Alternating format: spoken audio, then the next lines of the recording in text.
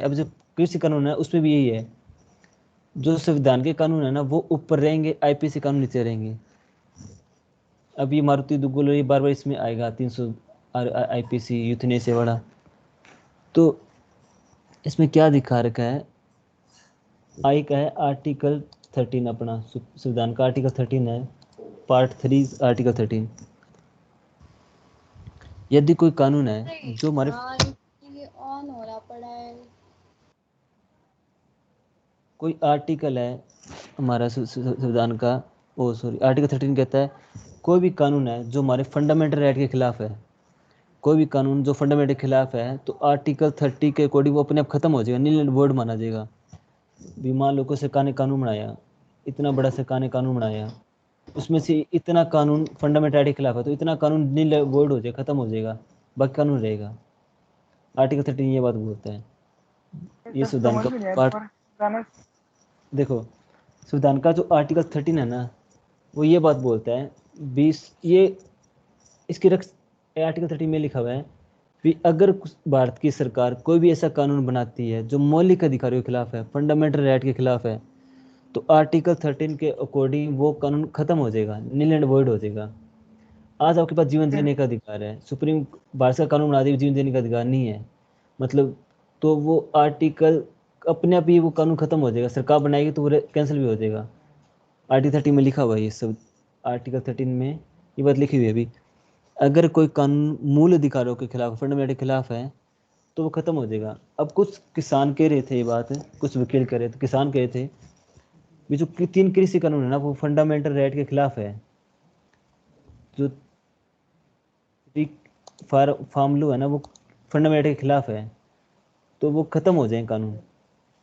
तो ऐसा कुछ नहीं है इन कानूनों में जो फंडामेंटल के खिलाफ हो, भी कोई किसी को भी कोई पर्सनली नुकसान नहीं है इस कानून से।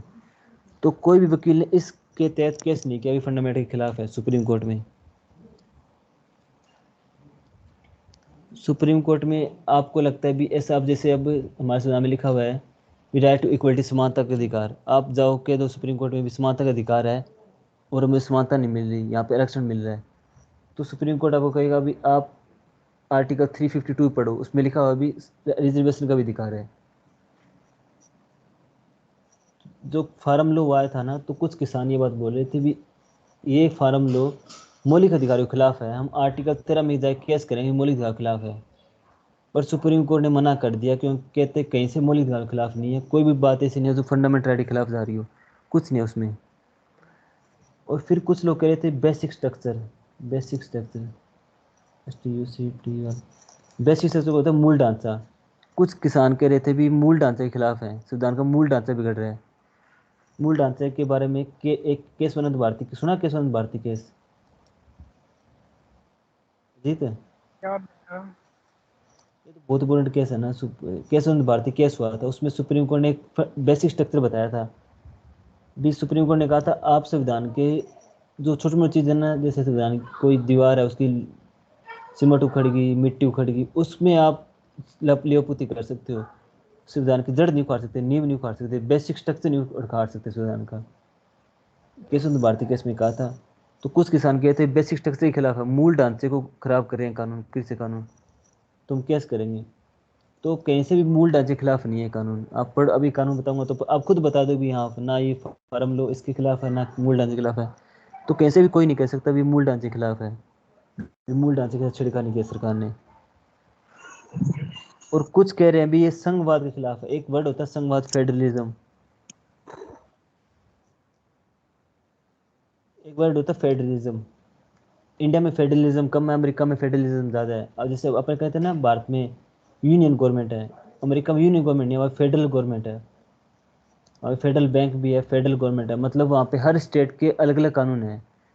अमेरिका के 50 स्टेट का अलग अलग पासपोर्ट है, अलग अलग मुद्रा है, हर स्टेट को पूरी ऑटोनॉमी है, वो अपने अकॉर्डिंग कानून बना सकते हैं। यहाँ पे तो भारत में तो एक भारत का कानून बना दिया वो पूरे देश पे लागू होगा, अमेरिका में नहीं है। हर स्टेट बस एक अमेरिका एक नाम के नीचे है, बाकी सबका अलग अलग कानून है, सब अलग अलग चल सकते हैं। पर हम भारत का फेडरल स्ट्रक्चर बहुत हार्ड है, यहाँ पे ज़्यादा पावर सेंट्रल गवर्नमेंट को है, स्टेट गवर्नमेंट को नहीं है।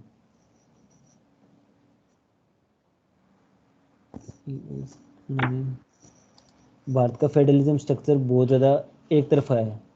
अब ज़्यादा सर भारत सरकार को है। तो अभी अपन एक कानून देखा था अभी, एक सुना था, वो बॉर्डर से 15 किलोमीटर दूर तक आर्मी को 50 किलोमीटर कर दिया था, याद है?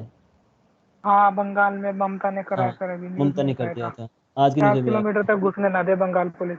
हाँ, तो उसमें ना फेडरल स्ट्रक्चर, इसको ना फेडरल स्ट्रक्चर पे नुकसान है भारत के। अब देखो संघवाद पे भी ये मंत्री यूज करते हैं, संघवाद फेडरल स्ट्रक्चर पे नुकसान है। फेडरल स्ट्रक्चर, फेडरल स्ट्रक्चर क्या होता है? भी ऐसा कानून जो भारत सरकार ने बना दी, इस राज्यों को नुकसान हो, तो फेडरल स्ट्रक्चर को नुकसान हो, ये कहते हैं फेडरल स्ट्रक्चर को नुकसान है। आपको दिखाता हूँ, BSF low for 15 kilometre federalism amendments and justice BSF attack government decision। ये फेडरलिज्म के लेवल है। तो कुछ नेता कह रहे भी फेडरलिज्म के खिलाफ है। आप न्यूज़ देखोगे ना, कई बार न्यूज़ में बोलते हैं फेडरलिज्म के खिलाफ है। या नीट का एग्जाम है, उसमें बोलते हैं फेडरलिज्म के खिलाफ है। नीट एग्जाम पीडी, देखो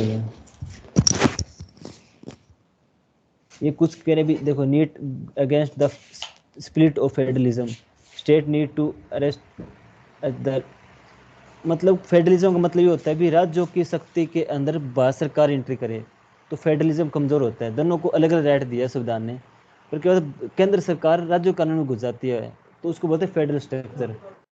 ठीक है, इसका मतलब ये है। अब हमारे जो, सर आप ये आर्टिकल 13 दोबारा बताओगे क्या? मेरा सिस्टम ऑफ हो गया था। देखो आर्टिकल 13 क्या कहता है?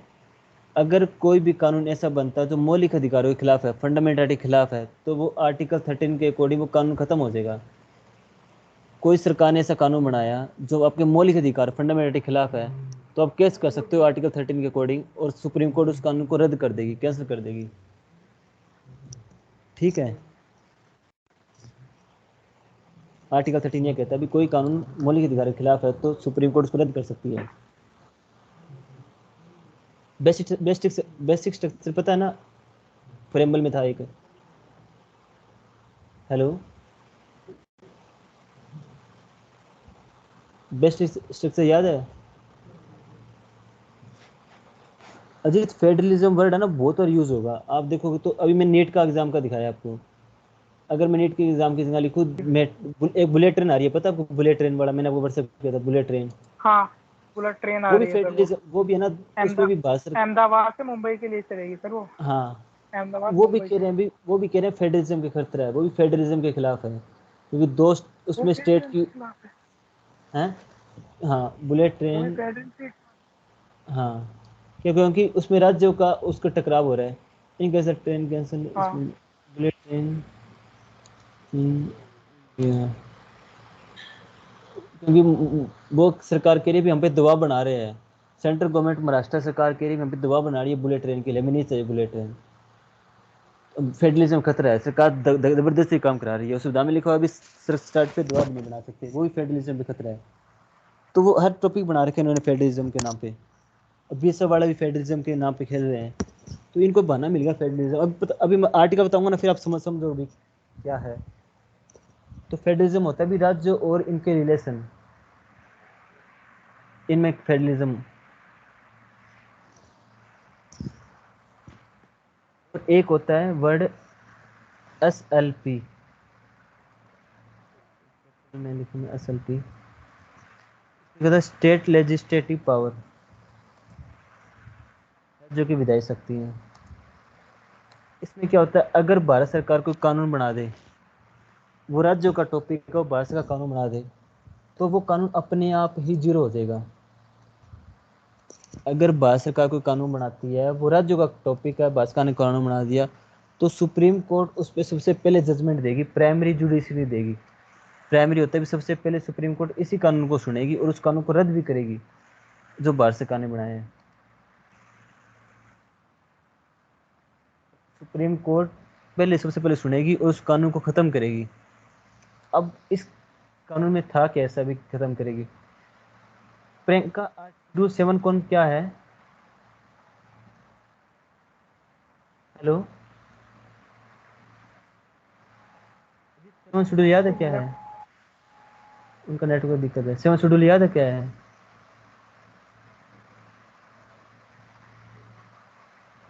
7 शेड्यूल याद है थोड़ा सा क्या था?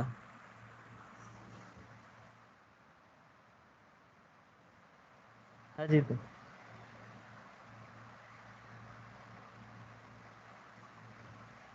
हेलो हेलो,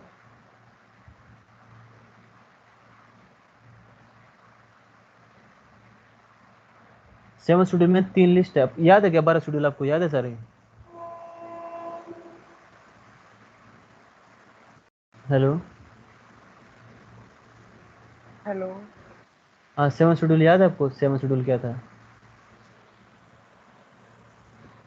देखो 7 शेड्यूल के अंदर हैं। 7 शेड्यूल का वही था ना जो बताओ बताओ। नागरिकता के लिए, नागरिकता के लिए, ह्यूमन राइट्स के लिए। नहीं नहीं, शेड्यूल दादा, शेड्यूल थोड़ा सा याद करो।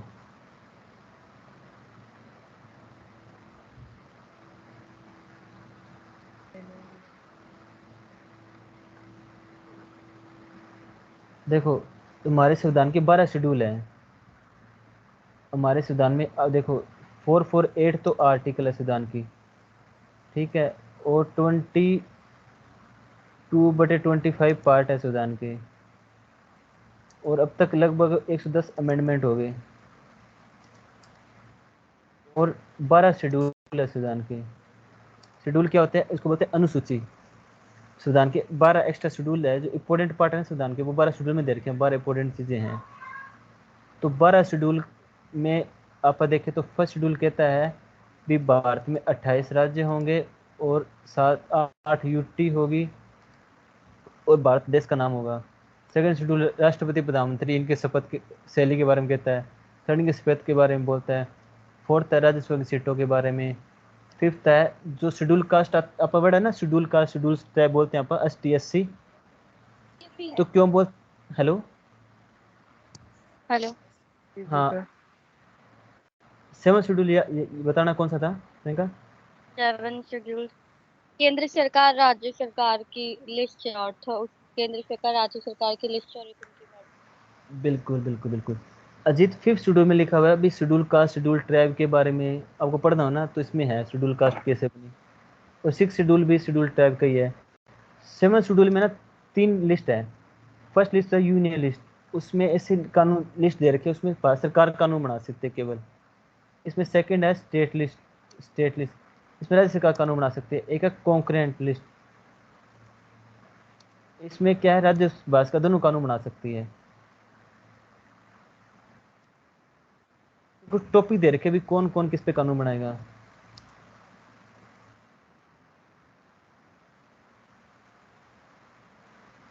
ये न्यूज़ आ रही है इसमें। ये भारत सरकार की ऑफिशियल साइट से मैं निकाला है।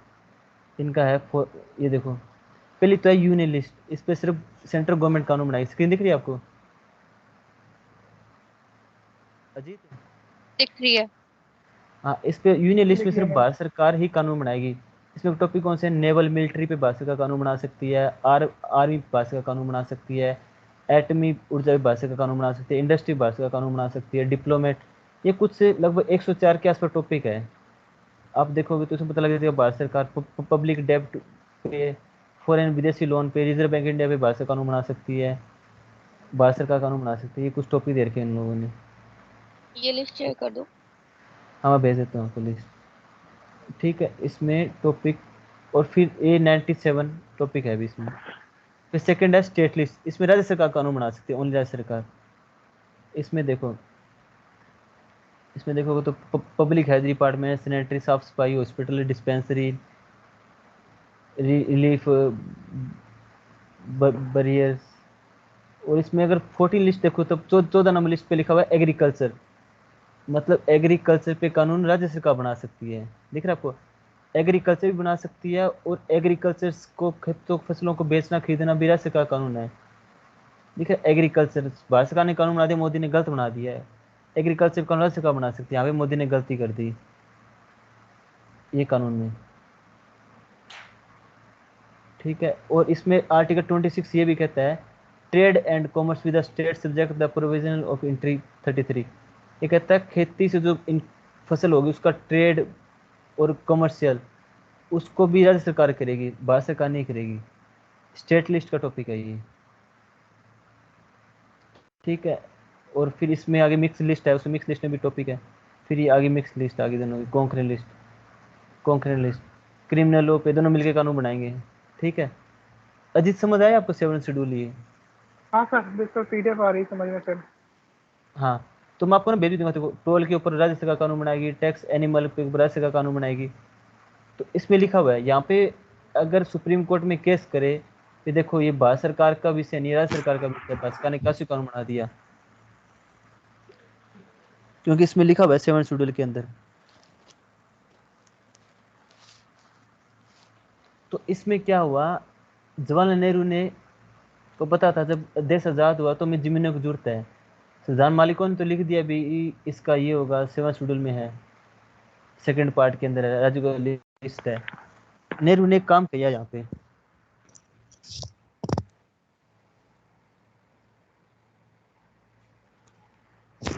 उन्होंने पहले प्रधानमंत्री थे, उन्होंने काम किया, एक अमेंडमेंट किया। फर्स्ट अमेंडमेंट से क्या जुड़ा था, एक तो फर्स्ट अमेंडमेंट से 9 शेड्यूल को जोड़ा था, याद है ना प्रियंका? फर्स्ट अमेंडमेंट से 9 शेड्यूल को जोड़ा था, है ना? हाँ फर्स्ट अमेंडमेंट से नेहरू ने एक काम और कर दिया, ओ सॉरी फर्स्ट नहीं, थर्ड अमेंडमेंट से, थर्ड अमेंडमेंट संविधान में शोधन करके नेहरू ने काम किया, जो 33 लिस्ट है ना इसके अंदर, 33 लिस्ट है स्टेट की, उसमें एक टॉपिक ऐड कर दिया। अगर मैं 33 लिस्ट निकालूँ उसमें, ये रहा, इसमें लिख दिया एंट्री 60 ऑफ लिस्ट 1। इस लिस्ट में ये लिख दिया नेहरू ने भी, अगर कोई टॉपिक स्टेट का कोई टॉपिक है उसे भारत सरकार ने कानून बना दिया तो राज्य सरकार का कानून खत्म हो जाएगा, नील एंड अवॉइड हो जाएगा। देखो अगर ओरिजिनल संविधान से चले तो मोदी ने कानून गलत बनाया है, स्टेट का कानून था एग्रीकल्चर, मोदी ने बना दिया। पर नेहरू ने थर्ड शेड्यूल में इस आर्टिकल में ये लिख दिया 33 टॉपिक के अंदर कि अगर भारत सरकार ने कानून बना दिया तो राज्य सरकार का कानून खत्म हो जाएगा, भारत सरकार का कानून ऊपर माना जाएगा। ये बात नेहरू ने लिख दी संविधान के आर्टिकल 254 के अंदर, बात नेहरू ने इसमें लिख दी, the legislative entry by state legislator is, मतलब भारत सरकार ने अगर स्टेट की लिस्ट पे कानून बना दिया, स्टेट का टॉपिक है स्टेट और सेंट्रल गवर्नमेंट ने कानून बना दिया तो स्टेट का कानून जीरो हो जाएगा, नील एंड वॉइड हो जाएगा। ऊपर तो कुछ और लिखा हुआ है, नीचे कुछ और लिख दिया।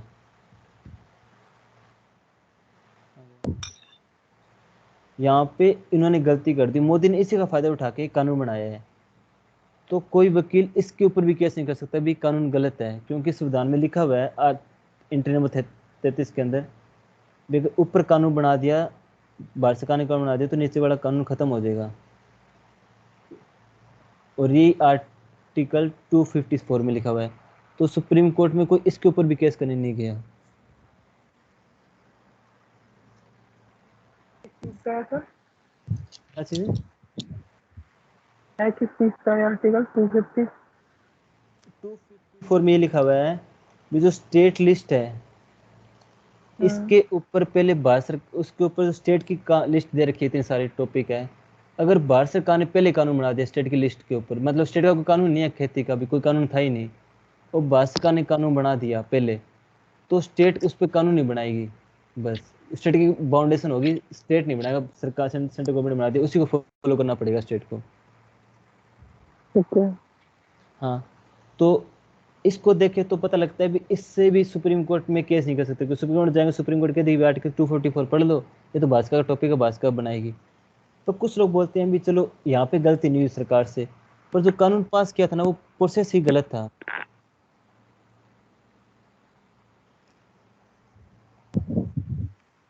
कुछ लोगों ने कानून पास करने का प्रोसेस गलत बता दिया। कानून पास मोदी सरकार ने कैसे किया, कानून कैसे पास होता है? एक संविधान का आर्टिकल है 123। इसमें क्या लिखा हुआ है? जब पार्लियामेंट, अजीत याद है पार्लियामेंट सेशन कब कब होते हैं, संसद के सेशन? एक तो होता है पहले विंटर सीजन, ओ बजट सेशन, बजट सेशन ये 31 जनवरी से शुरू होता है और ये अप्रैल में खत्म होता, मार्च में खत्म होता है। पिछले साल मार्च में, अब पिछले महीने मार्च में खत्म हो गया था। फिर सेकंड होता है बस विंटर सीजन, नहीं मानसून। फिर सेकंड होता है मानसून, ये जून में शुरू होता है और जुलाई में खत्म हो जाता है। मतलब संसद बैठती है, नए कानून बनते हैं, संसद पार्लियामेंट शुरू होती है, सीजन। फिर थर्ड होता है विंटर सीजन, सर्दियों में। ये सर्दियों में लगभग नवंबर के एंड में शुरू होता है और दिसंबर के एंड में ख़त्म हो जाता है। ये भी 1 महीने चलता है। तो अभी ये ना, अभी मान लो आज तारीख, कल आज तारीख है 28 तारीख का, आज संसद नहीं चल रही और महीने बाद संसद शुरू होगी, 2 महीने बाद संसद शुरू होगी कम से कम। तो आज देश को इमरजेंसी होगी, कोई कानून बनाना है इमरजेंसी में, तो कैसे बनाएगी? उसके लिए हमारे संविधान वालों ने क्या कर दिया, एक आर्टिकल लगा दिया 123। इसको बोलते ऑर्डिनेंस। इस जब संसद नहीं चल रही भारत की, तो प्रधानमंत्री पेज पे लिखे दे देगा कानून को, राष्ट्रपति उसको अप्रूव कर देगा, राष्ट्र साइन कर देगा, तो वो कानून बन जाएगा। वो कानून मान्य हो जाएगा, 6 महीने तक मान्य रहेगा। 6 महीने के अंदर कोई भी संसद के अंदर, इस जो हमारी जो पार्लियामेंट चलेगी उसके अंदर पास करना पड़ेगा, या तो मानसून में कराओ, या विंटर में कराओ, या बजट सेशन में कराओ। 6 महीने तक वो कानून रहेगा। 6 महीने अगर पास नहीं कराओगे तो कानून खत्म हो जाएगा। इसको बोलते हैं ऑर्डिनेंस, अध्यादेश। सुना कभी नाम इसका? Hello, hello.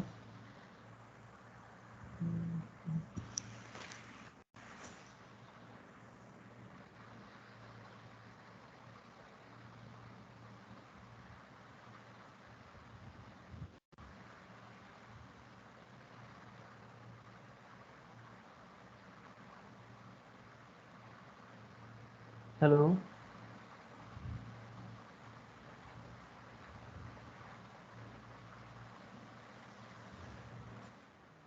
हेलो।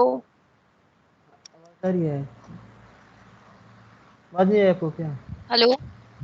हेलो। आपको आवाज नहीं आ रही? हेलो, आवाज आवाज आ नहीं आ रही रही है आपको? सर आपकी। देखो, आर्टिकल 123 क्या कहता है, एक अध्यादेश होता है ये। अभी पार्लियामेंट, आपको मैं लिखाया था ना, पार्लियामेंट जैसे 3 होते हैं, विंटर सेशन, बजट सेशन और मानसून सेशन। याद है ना? लिखे हैं आपने, याद नहीं होगा आपको। आज संसद भवन बंद है, अभी कोई काम नहीं हो रहा, महीने बाद काम शुरू होगा वहाँ पे, तब मंत्री आके बैठेंगे। आज मान लो कोई दिक्कत आ जाती है, हमें कानून पास करना है अर्जेंट में, तो कानून पास करने के लिए एक आर्टिकल है 123। इसके ऊपर एक पेज पे जो भी कानून है, जो भी बात आपके राष्ट्रपति लिख के दे देंगे, राष्ट्रपति उसको साइन कर देगा, वो कानून बन देगा 6 महीने के लिए।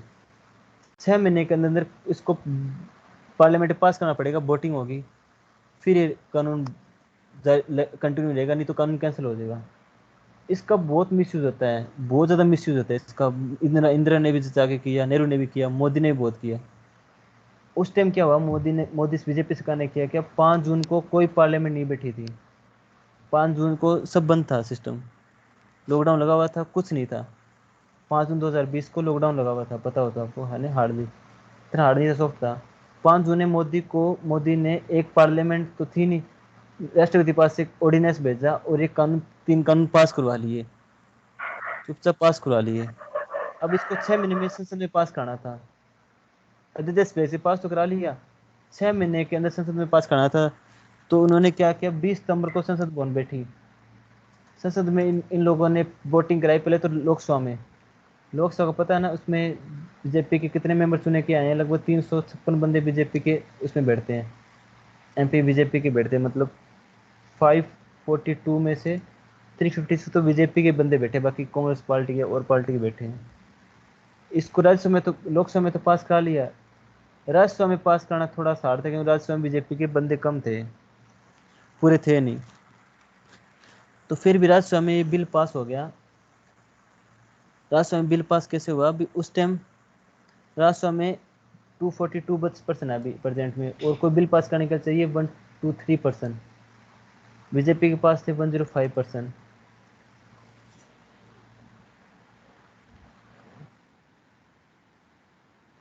हेलो,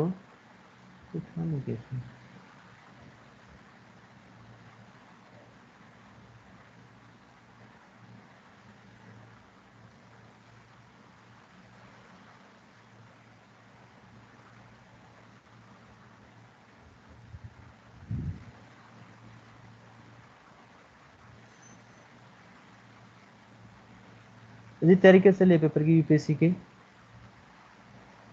बड़े चल रही है। अच्छा, कहाँ से कर रहे हो अभी? रीजनिंग कर रहा था हाँ जी। मैं सर। वहाँ पे ना यूट्यूब पे चैनल है अभिपीडिया करके। अच्छा अच्छा। अभिपीडिया करके हम्म। तो वे क्लासेस देखे रात में, और अच्छा। उनका ऐप भी है। हम्म। मैंने आपको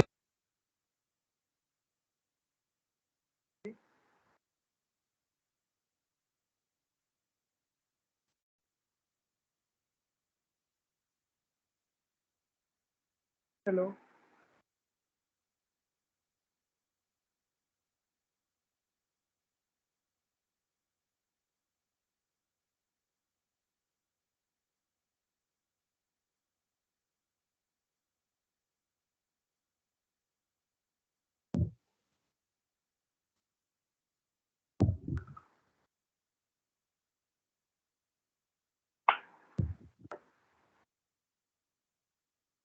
हेलो।